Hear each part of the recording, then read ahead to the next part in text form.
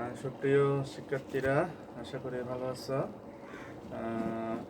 আজকে আমি নবম শ্রেণী ব্যবসায় শিক্ষা শাখা থেকে তোমাদের ব্যবসায়ী উদ্যোগ থেকে আমি কয়েকটা বিষয়বস্তু নিয়ে আজকে আলোচনা করব।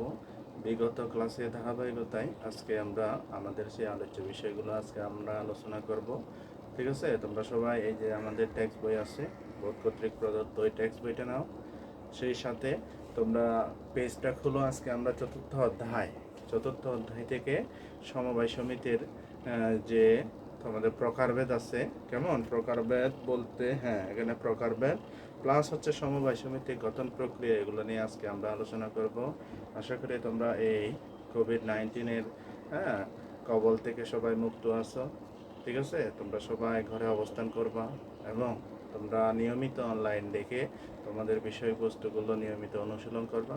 আশা করি তোমরা অনেক উপকৃত হবো। ঠিক আছে, তাহলে দেখো আজকে আমরা সমবায় সমিতির যে প্রকারভেদগুলো আছে ওই সমস্ত বিষয়বস্তু নিয়ে আলোচনা করব। ঠিক আছে, বিগত ক্লাসগুলোতে আমরা সমবায় সমিতি কাকে বলে আমরা সবাই জানি। সমবায় শব্দের অর্থ সম্মিলিত উদ্যোগ বা প্রচেষ্টায়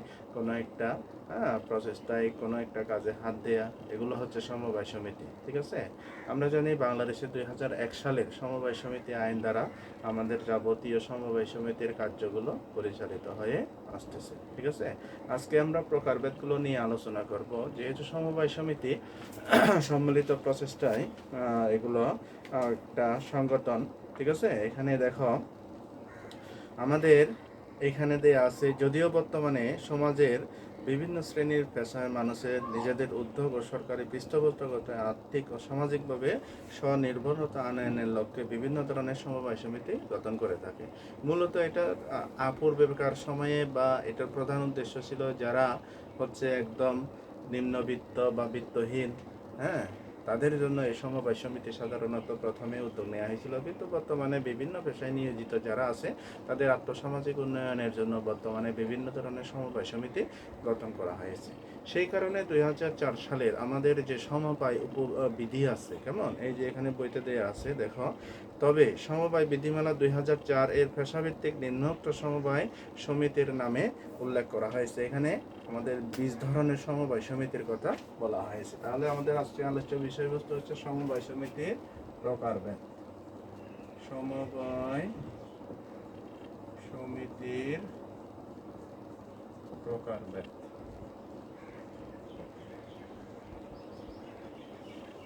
এটা একটা আলোচ্য বিষয়বস্তু। এখানে দেখো এইগুলো আমি লিখে দিচ্ছি না, এগুলো তোমরা অনেকেই জানো। বিভিন্ন ধরনের সমবায় সমিতি আছে, অটোরিকশা সমিতি, তারপরে কার মাইক্রো বাসের সমিতি, মৎস্য সমিতি, বিভিন্ন পেশাজীবীর সমিতি আছে।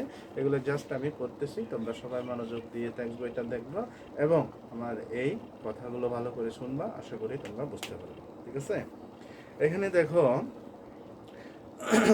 সমবায় বিধিমালা 2004 এর পেশাভিত্তিক নিম্নোক্ত সমবায় সমিতি সমূহের নাম উল্লেখ করা হলো। পেশাভিত্তিক যেগুলো আছে, কৃষি বা কৃষক সমবায় সমিতি আছে, কেমন মৎস্যজীবী বা মৎস্যচাষী সমবায় সমিতি, শ্রমজীবী সমবায় সমিতি, মৃৎশিল্প সমবায় সমিতি, তাঁতি সমবায় সমিতি, ঠিক আছে, ভূমিহীন সমবায় সমিতি, তারপরে দেখো বিত্তহীন সমবায় সমিতি, মহিলা সমবায় সমিতি, তারপরে হচ্ছে auto rickshaw, auto tempo, taxi cab, motor, truck, তারপরে হচ্ছে ট্যাঙ্ক লরি চালক সমবায় সমিতি, হকার সমবায় সমিতি, পরিবহন মালিক বা শ্রমিক সমবায় সমিতি, কর্মচারী সমবায় সমিতি, দুগ্ধ সমবায় সমিতি, মুক্তিযোদ্ধা সমবায় সমিতি, যুব সমবায় সমিতি যাদের বয়স হবে 18 থেকে 35 বছর বয়সী যুব ও যুব মহিলাদের জন্য এটা। ঠিক আছে, অর্থাৎ 35 বছরের যুবক এবং যুবতীদের নিয়ে যেটা গঠন করা হয়েছে এটা হচ্ছে যুব সমবায় সমিতি।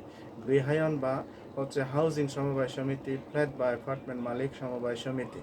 আর 20 নাম্বার হচ্ছে দোকান মালিক বা ব্যবসায়ী বা মার্কেট সমবায় সমিতি। এটা হচ্ছে আমাদের যে 2004 সালের বিধিমালা অনুযায়ী আমাদের বিভিন্ন পেশাভিত্তিক যে সমবায় সমিতি আছে তার একটা প্রকারভেদ এখানে দেখানো হয়েছে। তাহলে কত প্রকার দেখলাম আমাদের এখানে? 20 প্রকার। তাহলে তারা কেন সমবায় সমিতি গঠন করবে? তারা মূলত তাদের আর্থসামাজিক উন্নয়নের জন্য এই সমবায় সমিতিগুলো গঠন করে থাকে। ঠিক আছে, এখন আমাদের দেশ হচ্ছে একটা জনবহুল দেশ। আমরা যদি তাদেরকে বিভিন্ন সমবায় সমিতির গঠনে উদ্বুদ্ধ করতে পারে, তারা কি করবে, তারা স্বকর্মসংস্থান অর্থাৎ তারা নিজের চেষ্টা করে বিভিন্ন সমবায় সমিতি গঠন করে তারা আর্থসামাজিক উন্নয়নে গুরুত্বপূর্ণ ভূমিকা পালন করতে পারবে, যাতে করে তারা কি হতে পারে, স্বাবলম্বী হতে পারে।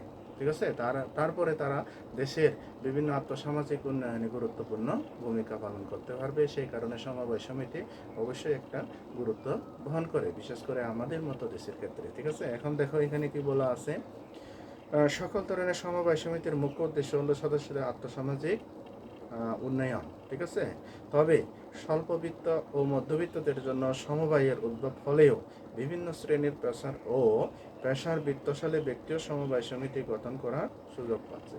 মূলত এটা যদিও হচ্ছে বলতেছে এখানে স্বল্পবিত্ত এবং নিম্নবিত্তের জন্য সমবায় সমিতি গঠন করা হলেও বর্তমানে যারা ধনী শ্রেণী আছে তারাও বিভিন্ন ধরনের সমবায় সমিতি গঠন করতেছে। ঠিক আছে, ফলে আশা করা যায় স্বকর্মসংস্থানের মাধ্যমে স্বাবলম্বী হওয়ার ইচ্ছুক দেশের লক্ষ লক্ষ শিক্ষিত ও অর্ধশিক্ষিত যুবক সমবায় সমিতি গঠনে উদ্বুদ্ধ হবে, যার কারণে আমাদের দেশে বিভিন্ন ধরনের যারা বিভিন্ন বেকার বা বিভিন্ন কর্মসংস্থান হচ্ছে না, তারা বিভিন্ন সমবায় সমিতি গঠন করার সুযোগ পাচ্ছে এবং উদ্বুদ্ধ হচ্ছে, এবং দেশের অর্থনৈতিক উন্নয়নে তারা গুরুত্বপূর্ণ অবদান রাখতে পারছে।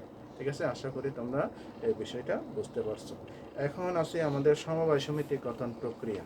ঠিক আছে, তাহলে দেখো, যেহেতু এটা সমবায় সমিতি আইনের উপর ভিত্তি করে প্রতিষ্ঠিত, তাহলে আমাদের বিভিন্ন ধরনের আইন মেনে আমাদেরকে কি করতে হবে, সমবায় সমিতি গঠন করতে হবে। ঠিক আছে, আমরা যদি আইন না মেনে সমবায় সমিতি গঠন করি তাহলে এটা অবৈধ সমবায় সমিতি হবে। ঠিক আছে, সমবায় সমিতি গঠন করতে হলে আমাদের কি প্রক্রিয়া অগ্রসর হতে হবে এবং তাদের কার্যক্রম, এই সমস্ত বিষয়গুলো আমাদেরকে জানতে হবে। ঠিক আছে, আমরা সাধারণত সমবায় সমিতি গঠন করার প্রক্রিয়া হচ্ছে তিনটা। ঠিক আছে, প্রথমে উদ্যোগ গ্রহণ করতে হবে, তারপর নিবন্ধন করতে হবে, তারপরে কি করতে হবে, কার্যারম্ভ শুরু করতে হবে। এইটা হচ্ছে আমাদের সমবায় সমিতির যে গঠন প্রক্রিয়া, এটা হচ্ছে সার সংক্ষেপটা হচ্ছে এটাই।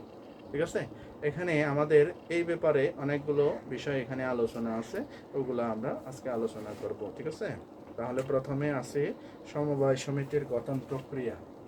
দ্বিতীয় আলোচ্য বিষয়বস্তু হচ্ছে সমবায় সমিতির গঠন প্রক্রিয়া, কিভাবে আমরা গঠন করব। ঠিক আছে, এই বিষয়গুলো আলোচনা করব আমরা। তাহলে প্রথমে আসতে হবে আমাদের উদ্যোগ গ্রহণ করতে হবে। ঠিক আছে, উদ্যোগ গ্রহণ পর্যায়, উদ্যোগ গ্রহণ পর্যায়।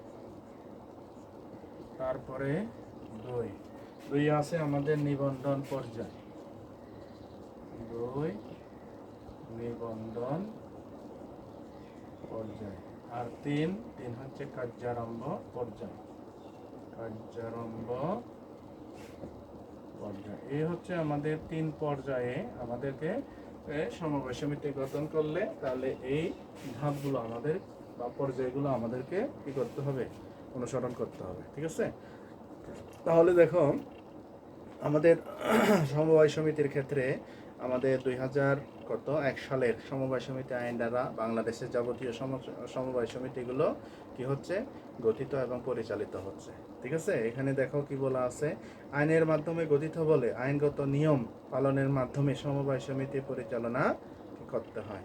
যেহেতু এটা আইনের উপর ভিত্তি করে প্রতিষ্ঠিত, সুতরাং বাংলাদেশের 2001 সালের সমবায় সমিতির যাবতীয় আইন কানুন মেনে আমাদের সমবায় সমিতি গঠন করতে হবে। ঠিক আছে, বাংলাদেশে 2001 সালের সমবায় আইনে সমবায় সংগঠন গঠন করতে চাইলে তিনটি পর্যায়ে সমবায় সমিতি গঠন প্রক্রিয়া সম্পন্ন করতে হবে। তাহলে এই তিনটা পর্যায়ে আমাদেরকে কি করতে হবে, তিনটা পর্যায়ে গিয়ে আমাদেরকে সমবায় সমিতি গঠন করতে হবে। প্রথমটা আছে কি, উদ্যোগ গ্রহণ পর্যায়। তাহলে দেখো, আমরা আগেই পড়েছি সমবায় সমিতিতে আমাদের তিন ধরনের আছে, একটা হচ্ছে প্রাথমিক, আরেকটা হচ্ছে কি জাতীয়, আরেকটা হচ্ছে কেন্দ্রীয়। ঠিক আছে, তাহলে প্রাথমিক সমবায় সমিতি যেখানে ছিল ওইখানে হচ্ছে সর্বোচ্চ কয়জন ছিল, আমাদের সদস্য সংখ্যা সর্বোচ্চ ছিল 20 জন। তাহলে 20 জন থেকে 20 জনে তাহলে তারা সর্বনিম্ন কয়জন, 20 জন থাকতে হবে। 20 জনের মধ্যে থেকে 6 জন বাছাই করে তারা নিজেদের মধ্যে সদস্যদের মধ্যে কে কে পরিচালনায় মনে করো এই যে সমবায় সমিতি পরিচালনায় অংশগ্রহণ করবে এগুলো ঠিক করতে হবে। তারপরে তারা একটা উপবিধি তৈরি করবে। এই উপবিধিতে তাদের সমবায় সমিতির নাম কি হবে, কোথায় অবস্থান হবে, হ্যাঁ, যাবতীয় সকল কিছু ওখানে কি থাকবে, উল্লেখ থাকবে। এটা হচ্ছে উদ্যোগ গ্রহণ পর্যায়। ঠিক আছে, এখানে কি বলা আছে আমরা একটু পড়ে নিই।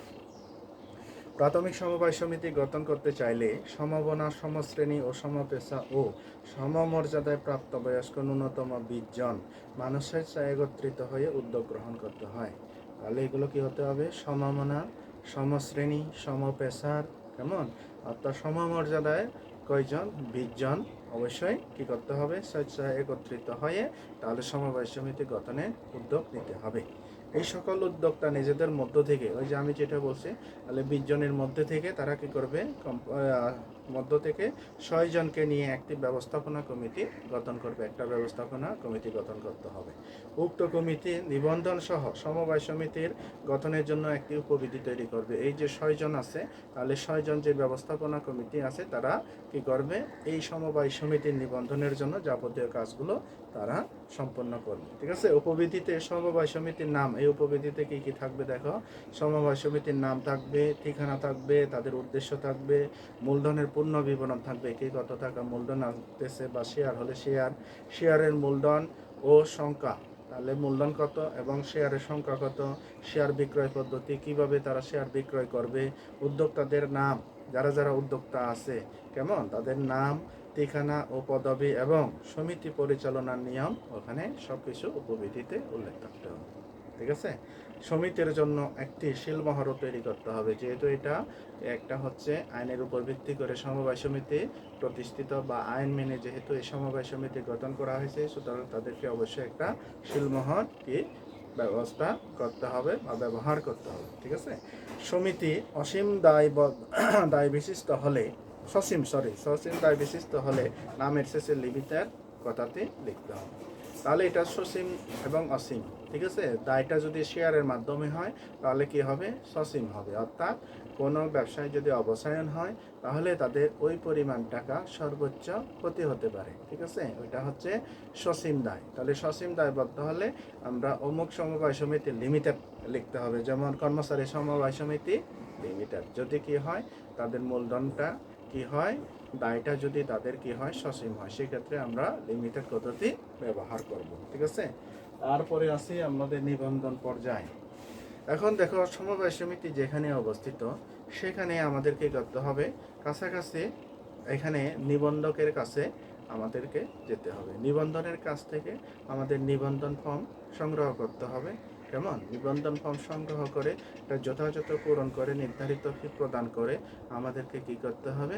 এই নিবন্ধকের বরাবর জমা দিতে হবে। এখন নিবন্ধক প্রয়োজনীয় কাগজপত্র দিয়ে এবং যাবতীয় নিয়ম কানুন মেনে যদি কাগজপত্রাদি ইত্যাদিকে সন্তুষ্ট হন, তাহলে তিনি নিবন্ধন কি করবেন? সমবায় সমিতির নিবন্ধন করে নেবেন। ঠিক আছে, এটা হচ্ছে মূলত প্রক্রিয়াটা।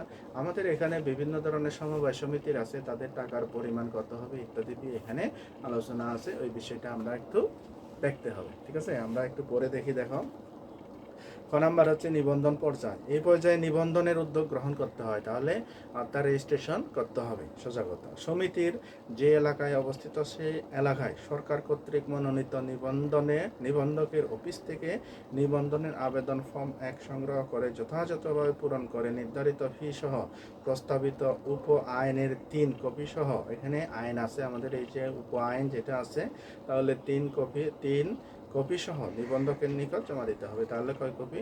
3 কপি জমা দিতে হবে। ঠিক আছে, সরকারি কর্মসূচির আওতায় বিত্তহীন, ভূমিহীন এবং আশ্রয়হীনদের দারিদ্র্য বিমোচনের লক্ষ্যে গঠিত প্রাথমিক সমবায় সমিতি নিবন্ধনের জন্য, তাহলে এখানে প্রথমে যে প্রাথমিক সমবায় সমিতি আছে এটা সাধারণত মূলত ভূমিহীন ঠিক আছে। আশ্রয়হীন এবং বিত্তহীন যারা আছে তাদের দারিদ্র্য মোচনের জন্য প্রাথমিক সমবায় সমিতি কি করা হয়েছে, গঠন করা হয়। তার জন্য নির্ধারিত ফি হচ্ছে 50 টাকা।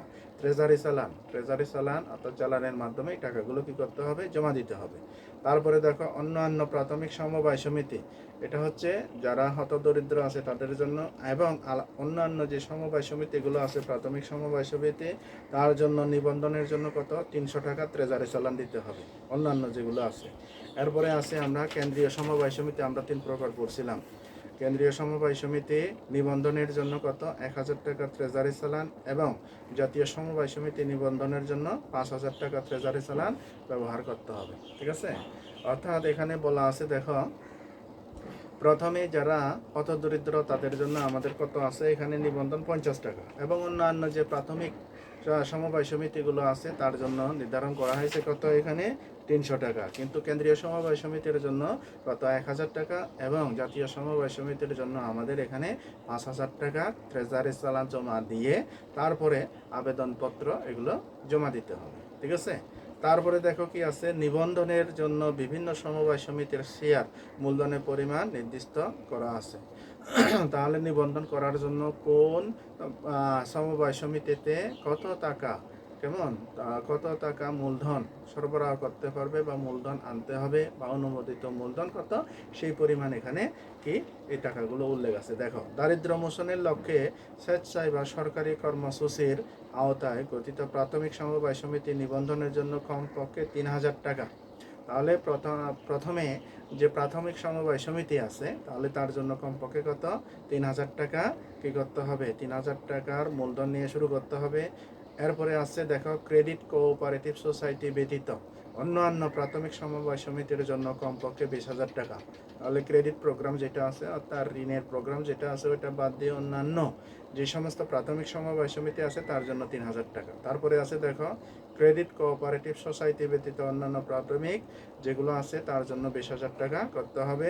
তারপরে দেখো, ক্রেডিট কোঅপারেটিভ সোসাইটি নিবন্ধনের জন্য কমপক্ষে যেগুলো ক্রেডিট কোঅপারেটিভ অর্থাৎ যেগুলো ঋণের প্রোগ্রাম আছে সমবায় সমিতি আছে তার জন্য কত, 1 কোটি টাকা। তারপরে কেন্দ্রীয় সমবায় ও জাতীয় সমিতি নিবন্ধনের জন্য কমপক্ষে 1 লক্ষ টাকা পরিশোধিত মূলধন থাকতে হবে। অর্থাৎ প্রাথমিক যে মূলধনটা আছে তাহলে ওই মূলধনের পরিমাণ এখানে উল্লেখ আছে, যে প্রাথমিক সমবায় সমিতি হলে কি হবে, তারপরে কোঅপারেটিভ যেটা ক্রেডিট প্রোগ্রাম ব্যতীত, আর ক্রেডিট প্রোগ্রাম সহ হলে কত হবে, 1 কোটি টাকা লাগবে। তারপরে কেন্দ্রীয় সমবায় সমিতি এবং জাতীয় সমবায় সমিতির জন্য কত, 1 লক্ষ টাকা পরিশোধিত, অর্থাৎ প্রাথমিক মূলধনটা কি করতে হবে, আনতে হবে। ঠিক আছে।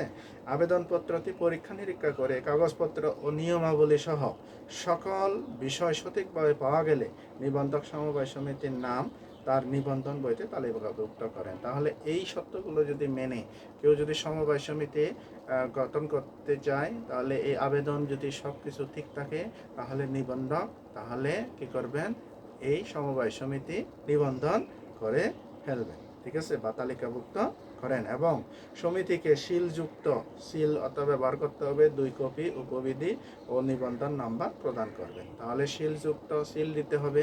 তারপরে বলছে এখানে নিবন্ধন নাম্বার একটা প্রদান করবেন। প্রত্যেক সমবায় সমিতির একটা নিবন্ধন নাম্বার থাকে, তোমরা দেখবা। তাহলে ওই নিবন্ধন নাম্বারটা তাহলে এই নিবন্ধক কি করবেন, অবশ্যই প্রদান করবেন। ঠিক আছে। এভাবে নিবন্ধন প্রক্রিয়া সম্পন্ন হয়। তাহলে এভাবে আমাদের নিবন্ধন বা রেজিস্ট্রেশন প্রক্রিয়াটা শেষ হবে। ঠিক আছে। এরপরে হচ্ছে কার্যারম্ভ পর্যায়। কার্যারম্ভ মানে কি, নিবন্ধন হওয়ার পরে যেহেতু আইনত বিষয়টা সব কিছু আমাদের কি মিটমাট হওয়ার পরে তারপরে কার্য শুরু করতে পারবে সমবায় সমিতিগুলো। ঠিক আছে। তাহলে দেখো, কার্যারম্ভ পর্যায়ে নিবন্ধনপত্র পাওয়ার পর সমবায় সমিতি আইনগতভাবে অস্তিত্ব লাভ করে। তাহলে আইনগতভাবে সে অস্তিত্ব লাভ করবে। ঠিক আছে। নিবন্ধিত না হলে কোনো সমবায় কোনো সংগঠন সমবায় কথাটি ব্যবহার করতে পারবে না যদি নিবন্ধন না হয়। ঠিক আছে। কোনোভাবে সমবায় সমিতি সে এই কথাটি লিখতে পারবে না, সমবায় কথাটি। ঠিক আছে। নিবন্ধন প্রাপ্তির পর উক্ত সমিতির উদ্যোক্তাগণ বিভিন্ন প্রকারের অর্থনৈতিক ও সামাজিক কার্যক্রম পরিচালনা শুরু করতে পারে। নিবন্ধন প্রাপ্তি পাওয়ার পরে বিভিন্ন ধরনের অর্থনৈতিক ও সামাজিক কার্যক্রম শুরু করতে পারে, অর্থাৎ সমাজের উন্নয়নের জন্য বিভিন্ন কার্যক্রম এবং তাদের আর্থসামাজিক উন্নয়নের জন্য তারা বিভিন্ন ধরনের ক্ষুদ্র ঋণ প্রদান করতে পারে। ঠিক আছে, তাহলে এভাবে তারা কি করতে পারবে, সমবায় সমিতিগুলো গঠন করতে পারবে। তাহলে আশা করি তোমরা বুঝতে পারছো। তোমরা এই বইটা বারবার পড়বা, এই ট্যাক্স বইটা, কারণ এই ট্যাক্স বইটা তোমাদেরকে পড়তে হবে, কারণ এখানে কিছু বিষয় তোমাদেরকে অবশ্যই মনে রাখতে হবে, যে বিষয়গুলো তোমাদের মনে রাখা দরকার, যেমন এই যে ফিগারগুলো, এগুলো তোমাদেরকে বারবার পড়তে হবে। বারবার পড়লে আশা করি তোমরা এই বিষয়বস্তুগুলো নিজেদের মধ্যে আয়ত্তে আনতে পারবে। ঠিক আছে, তাহলে দেখি আজকে আমাদের আলোচ্য বিষয়বস্তু কী ছিল। আজকে আমাদের আলোচ্য বিষয়বস্তু দুইটা ছিল, একটা হচ্ছে সমবায় সমিতির প্রকারভেদ। যেহেতু এটা আমাদের 2004 সালের বিধিমালা অনুযায়ী সমবায় সমিতির কত প্রকার আমরা দেখেছি, বইতে 20 প্রকার নিবন্ধিত আছে, তাহলে ওই 20 প্রকার। তারপরে সমবায় সমিতি গঠন প্রক্রিয়া। সমবায় সমিতি গঠন করতে হলে আমাদের কোন কোন পর্যায় বা কোন কোন ধাপগুলো অতিক্রম করতে হবে সেই বিষয়ে আজকে আমরা আলোচনা করেছি। একটা হচ্ছে উদ্যোগ গ্রহণ করতে হবে, 2 নিবন্ধন পর্যায়ে যেতে হবে, তারপরে কার্যারম্ভ পর্যায়। এই 3টা পর্যায় অতিক্রম করলে যথাযথভাবে যে কোনো সমবায় সমিতি হয়ে যাবে, আইনত স্বীকৃতি লাভ করবে, অর্থাৎ তারা তাদের বৈধ কার্যক্রম পরিচালনা করতে পারবে। ঠিক আছে, আশা করি তোমরা বুঝতে পেরেছ। তারপরেও তোমাদের যে ট্যাক্স বইটা আছে, আমি বারবার বলতেছি, এটা তোমরা বারবার পড়বা, বারবার পড়ে তারপরে এগুলো তোমাদের নিজেদের মধ্যে আয়ত্তে চলে যাবে। ঠিক আছে, আশা করি আজকে তোমাদের এই দুইটা বিষয়বস্তু ভালোভাবে উপলব্ধি করতে পারছো বা বুঝতে পারছো। ঠিক আছে, তোমরা এই করোনাকালীন সময়ে সবাই বাসার মধ্যে অবস্থান করবা, বাসার মধ্যে অবস্থান করে নিয়মিতভাবে পড়ালেখায় মনোযোগী হবা, এই প্রত্যাশা ব্যক্ত করে আজকে আমি এই অনলাইন ক্লাস, এই ব্যবসায় উদ্যোগের এখানে সমাপ্তি ঘোষণা করছি। ধন্যবাদ সবাইকে, সবাই সুস্থ এবং সুন্দর থাকুন।